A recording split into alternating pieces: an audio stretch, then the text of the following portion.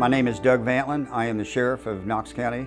The worst fatality accident that I was ever involved working with involved one at Oaktown. It had 5 individuals that perished in a crash up there. It involved 3 adults and 2 children. My name's Stanley Hobbs.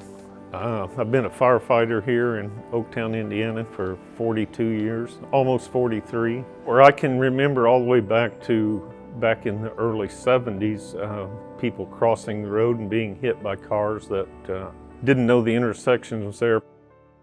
My wife was one of them.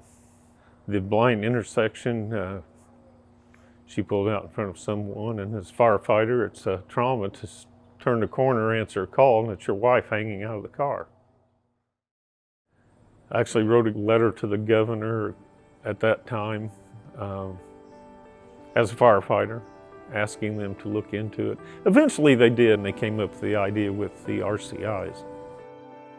When I first heard about it, I wasn't for it. You'd have to go up the road, turn around, come back to get to where you're going. To me, that didn't make any sense. I was not in favor of these reduced conflict intersections at all. I was not sold on the idea that these RCIs would reduce the number of injuries and number of deaths that we had at these places. I was probably one of the most skeptical people before we put these things in. We had probably 100 or 150 people at a couple of town meetings. Very argumentative, hot-headed sessions, but man, they work. You can't argue with success on it. We've had no cause of accidents up there since they've been operational. After a while, you don't think about it. You don't get any calls up there, so you don't think about it. Part of what I think has improved and reduced the number of collisions is both of these intersections are in a curve on the highway. In the line of sight to see cars coming from either direction was obscured by the A post in the car. The intersections force you to pull up there and stop.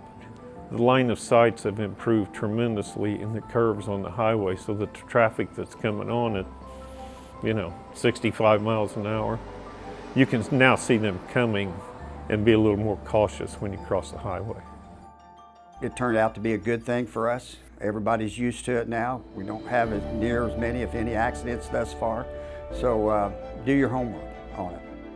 If you've got 2 dangerous intersections like we have, and you have a lot of accidents and even fatalities, all I can say is I do think that the J-turns, the RCIs, they work. I don't know how else to put it, except they work.